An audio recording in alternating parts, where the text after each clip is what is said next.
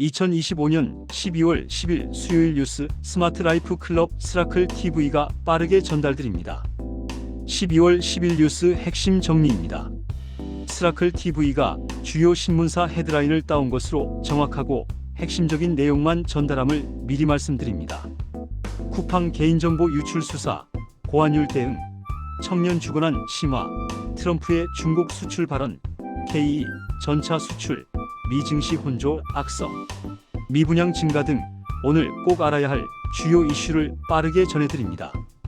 경제, 공정거래위원회는 쿠팡의 정보 유출에 대해 완전 면책 약관이 없음을 확인하고 탈퇴 시스템 시정을 권고했습니다.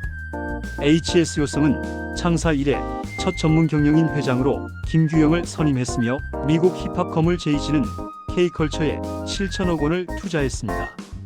한국은행은 가계대출의 10% 피를 기업대출로 전환 시 성장률이 0.2%p 상승할 것으로 분석했으며 정부는 외환안정 TF를 가동하여 1,400원대 고환율에 대응하고 있습니다. 취업준비생의 61%는 일자리에 큰 기대를 하지 않고 있으며 치솟는 전월세로 인해 서울 젊은 실수요자들은 외곽 중저가 아파트로 이동하고 있습니다. 국내 배터리 업계는 중국 CATL에 비해 규모가 작음에도 불구하고 LFP 양산에 나서고 있으며 KE 전차는 페루에 54대를 수출하는 계약을 체결하며 중남미 시장에 처음 진출했습니다. 사회, 경찰이 쿠팡에 대한 첫 강제 수사에 착수하여 3,370만 명의 개인정보 유출 경위와 보안 허점을 규명할 예정입니다. 인천시는 재정 부담 증가로 쓰레기 봉투 가격 인상이 불가피할 것으로 보이며 검찰은 마약 밀수 의혹을 받은 세관 직원에 대해 위법 사실이 확인되지 않아 무혐의 처분했습니다. 기온이 크게 떨어져 출근길에 영하권 추위가 예상되며 윤석열 대통령은 계엄 해제 직후 추경호 경제부총리에게 오래가지 않으니 걱정 말라고 말한 것으로 알려졌습니다. 동덕여자대학교는 공학 수업 찬반 학생 총투표를 진행했으며 85.7%가 반대 의사를 표명했고 통일교 인사 중 첫 마무리로 윤영호 씨가 청탁 의혹 관련 1심 결심 공판을 앞두고 있습니다. 오세훈 시장은 주택 부지에 대한 정부 제안 중 절반에 대해 의견 일치를 보였으며 조진웅 사건과 관련하여 제보자가 가해자 무리 중 한 명일 수 있다는 주장이 나왔고 성매매 안마소 신고 후 걸려온 전화가 악몽으로 남았다는 보도가 있었습니다. 국제, 도널드 트럼프 전 미국 대통령이 엔비디아 H200 칩의 중국 수출을 허용하겠다고 밝혔으며 이는 미중 AI 패권 경쟁에 가속을 붙일 것으로 예상됩니다. 우크라이나 전쟁과 관련하여 트럼프 전 대통령은 러시아가 우위에 있다는 종전안을 압박하고 있으나 젤렌스키 대통령은 영토 양보 불가 입장을 고수하고 있습니다. 마이크로소프트는 인도에 26조 원을 투자하며 AI 시장 공략에 나섰고 미국 국방부 역시 제미나이 AI를 정부용으로 전면 도입하며 전투력으로서의 AI 활용에 집중하고 있습니다. 미국에서는 넷플릭스의 워너브로더스 인수 시 구독료 인상 가능성에 대한 소비자 소송이 제기되었으며 쿠팡을 상대로 한 집단 소송도 추진되고 있습니다. 유럽에서는 독일 총리가 트럼프 전 대통령의 유럽 비판에 대해 미국의 안보 의존도를 줄여야 한다고 주장했으며 KE 전차는 유럽에 이어 중남미 페루에 2조 원대 규모로 수출될 예정입니다.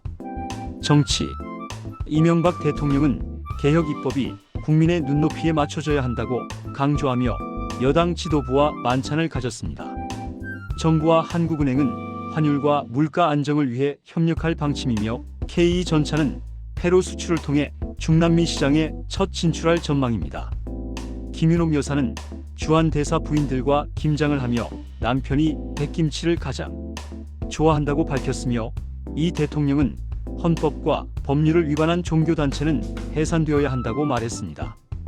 국회에서는 연말을 맞아 필리버스터 전국이 이어졌으며 우원식 국회의장이 마이크를 끄는 등 여야 간 극한 대치가 벌어졌습니다. 중국과 러시아 군용기가 한국 방공식별 구역 KADIG에 진입하는 사건이 발생했으며 이에 공군 전투기가 출격하여 대응했습니다. 생활문화, 전국적으로 아침까지 영하권 추위가 이어지겠으며 내일은 전국에 비나 눈이 내릴 것으로 예상됩니다. 82세 작가 황성영은 한쪽 눈이 보이지 않는 상황에서도 글쓰기를 계속하며 창작열을 불태우고 있다는 소식이 전해졌습니다. 일본에서는 국가유산의 날을 맞아 미래를 내다보자는 의견과 과거에 얽매여 있다는 상반된 시각이 존재합니다. 제주도의 식음료 시장은 관광객 소비가 절반 이상을 차지하며 만족도 1위는 회로 나타났습니다.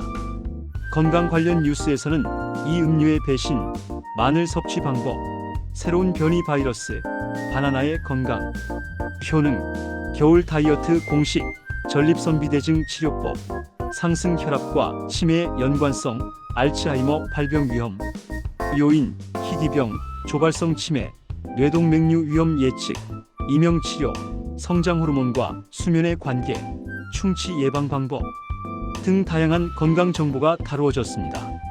증권, 미국 증시는 FOMC 회의를 앞두고 혼조세를 보이며 마감했으며 다우존스 지수는 하락한 반면 나스닥 지수는 소폭 상승했습니다.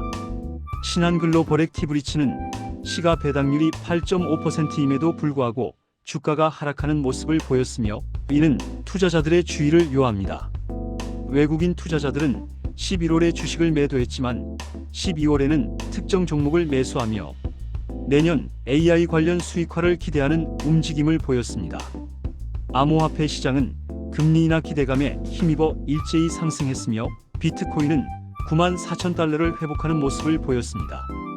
금융, 국민연금의 외화채 발행 검토와 이지스 사태에 대한 기대와 우려가 교차하는 가운데 유동성 과잉으로 인한 위험 급증 가능성이 제기되고 있습니다.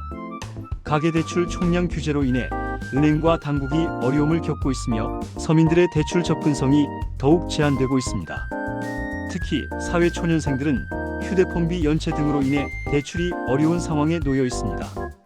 금융감독원은 적극 행정을 장려하며 분쟁 조정이국을 최우수 부서로 선정하는 등 소비자 권익 보호에 힘쓰고 있으며 고교의 금융과 경제생활 과목을 신설하고 교사 연수를 실시하여 금융교육 강화에 나서고 있습니다. 주택담보대출이 막히자 마이너스 통장 대출이 급증하고 있으며 고소득층은 빚을 내 자산을 늘리는 반면 저소득층은 빚을 갚느라 자산이 감소하는 등 소득 계층별 자산 격차가 심화되고 있습니다. 부동산, 정부는 향후 10년간의 국가물류기본계획을 수립하며 AI 및 디지털 전환에 대응하는 방안을 공청회를 통해 논의하고 있습니다. 전국적으로 악성 미분양 주택이 2.8만 호를 넘어서는 등 부동산 시장 전망이 악화되고 있으며 특히 지방 아파트 경매에는 많은 수요가 몰리는 현상이 지속되고 있습니다. 치솟는 전월세 가격으로 인해 서울의 젊은 실수요자들은 외곽의 중저가 아파트로 이동하고 있으며 일부 지역에서는 규제 지역이 아님에도 불구하고 풍선 효과로 인한 집값 상승이 나타나고 있습니다. 건설업계는 역대 최고치의 폐업률에도 불구하고 국회에서 쏟아지는 규제 법안으로 어려움을 겪고 있으며 은행의 회수 불능 대출은 사상 처음으로 3조 원을 넘어섰습니다. 날씨, 동해안 지역은 수일째 건조특보가 발효 중이며 일부 지역에서는 열흘 이상 지속되어 대형 산불 위험이 높아지고 있습니다. 내일 아침까지는 영하권 추위가 이어져 옷차림을 든든하게 해야 하지만 당분간 큰 추위는 없을 것으로 예상됩니다. 모레에는 전국적으로 비나 눈이 내릴 것으로 예보되어 건조한 날씨가 다소 해소될 전망입니다.